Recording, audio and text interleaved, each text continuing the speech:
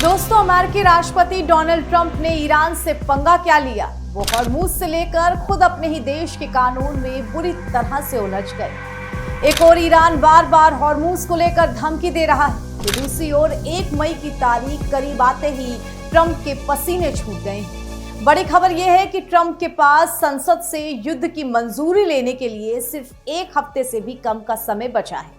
ऐसे में ट्रंप का जंग वाला खेल उनके लिए ही उल्टा पड़ सकता है। न सिर्फ ट्रंप को अमेरिकी सीनेट में जंग की मंजूरी लेनी पड़ सकती है, बल्कि उन पर महाभियोग जैसी बड़ी कार्रवाई भी शुरू हो सकती है। आज की इस विशेष रिपोर्ट में हम आपको बताएंगे कि कैसे एक सन की राजा की जिद ने इंटरनेशनल इकोनॉमी को बंधक बना लिया है और क्यों CNN भी मान रहा है कि ट्रंप ईरान की जिस नौसेना को कमजोर बता रहे हैं, असल में वो अमेरिका की सेना को धूल चटाने के लिए काफी है। नमस्कार, बहुत स्वागत आपका कंटाप न्यूज में। आपके साथ मैं हूं ऐश्वर्या। दोस्तों, दुनिया इस वक्त बारूद के एक ऐसे ढेर पर बैठी है जिसकी चिंगारी हॉर्मूज की लहरों से निकल रही है। ईरान और अमेरिका के बीच तनाव उस मुकाम पर पहुंच गया है जहां से वापसी का रास्ता सिर्फ तबाही की ओर जाता है। अब ताजा खबर यह है कि ईरान ने हॉर्मूज को खोलने के लिए ऐसी शर्तें रख दी हैं जिन्होंने वॉशिंगटन से लेकर तेल अवीव तक हड़कंप मचा दिया है। आपको बता दें कि हॉर्मूज वो नस है जिसे दबाते ही पूरी दुनिया की सांसें थम जाती हैं। दुनिया का 20% तेल और भारी मात्रा में गैस इसी रास्ते से गुजरते हैं। ईरान ने साफ कर दिया है कि अगर उसे तेल बेचने से रोका गया तो वो दुनिया का तेल भी रोक देगा। गालिबाफ ने साफ लफ्जों में कहा है कि जब तक ईरान के बंदरगाहों की घेराबंदी खत्म नहीं होती और इजराइल अमेरिका अपना युद्ध भड़काने वाला नियम कानून, वो नीतियां उन्हें बंद नहीं करते हैं, तब तक हॉर्मूज की लहरों पर शांति नहीं होगी। ईरान की ये शर्तें सीधी चुनौती हैं, या तो हमें जीने दो या हम पूरी दुनिया का आर्थिक चक्का जाम करने के लिए तैयार हैं। ईरानी संसद के अध्यक्ष और मुख्य वार्ताकार मोहम्मद बाकिर गालिबाफ ने सोशल मीडिया पर लिखा है कि सीज फायर के उल्लंघन और दुनिया की अर्थव्यवस्था को बंधक बनाने के बीच हॉर्मूज को खोलना नामुमकिन है। गालिबाफ का यह बयान दरअसल ट्रंप की उस धमकी का जवाब है जिसमें उन्होंने कहा था कि अमेरिका हॉर्मूज पर टोटल कंट्रोल रखता है। हकीकत यह है कि ईरान ने वहां समुद्री बारूद यानी कि सी माइंस बिछा रखी है और कमांडो भी तैनात कर रखे हैं। गालिबाफ के इस बयान ने साफ कर दिया है कि ईरान अब आर पार की लड़ाई के मूड में है। CNN के मुताबिक ईरान की नौसेना भले ही कमजोर हुई हो, लेकिन वो हॉर्मूज में अब भी असर डाल सकती है। हालांकि अमेरिकी राष्ट्रपति ट्रंप और रक्षा मंत्री हेगसेथ लगातार ईरान की नौसेना खत्म हो चुकी है और उसके करीब 150 बड़े जहाज डूब चुके हैं, ये बातें कह रहे हैं। लेकिन ये ज्यादातर बड़े युद्धपोत थे जो ईरान की नियमित नौसेना का हिस्सा थे। खुद अमेरिका के खुफिया विभाग की जानकारी के मुताबिक ईरान की रेवोल्यूशनरी गार्ड्स के पास अब भी करीब आधी ताकत बची हुई है। इसमें हजारों छोटे तेज नावें यानी कि फास्ट अटैक बोट्स शामिल हैं। ये नावें सैनिकों और जहाज रोधी मिसाइल से लैस हो सकती हैं और सतह और हवा दोनों में निशाना लगा सकती हैं।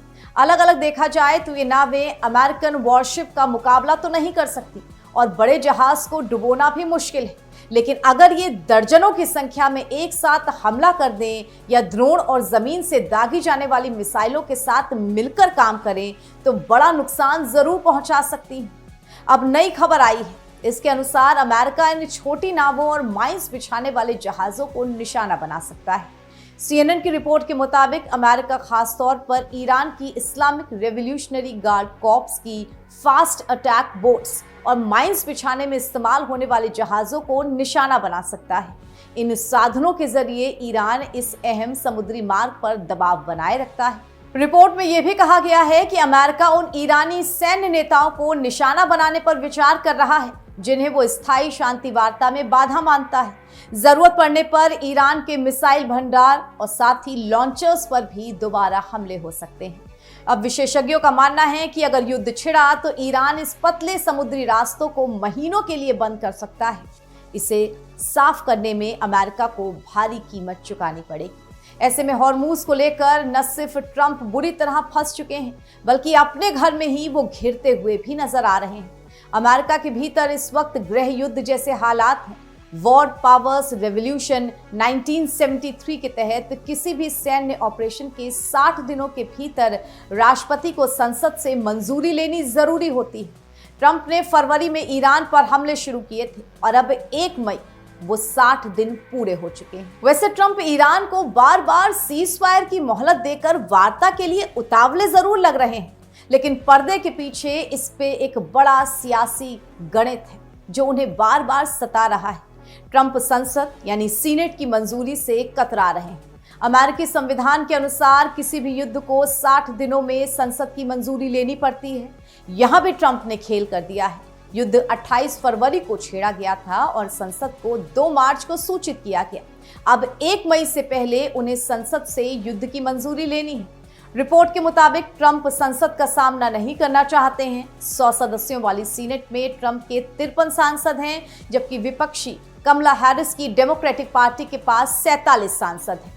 ट्रंप की रिपब्लिकन पार्टी के ही लगभग 10 सांसद ईरान युद्ध के विरोध में आवाज उठा चुके हैं, जबकि विपक्षी डेमोक्रेट तो एकजुट रहने ही वाले हैं।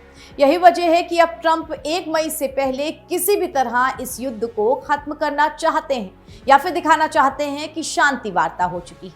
हालांकि इस कानून में 60 दिन के बाद एक विकल्प और है। राष्ट्रपति एक बार के लिए 30 दिन का अतिरिक्त समय ले सकते हैं, लेकिन वो सिर्फ जरूरत पड़ने पर।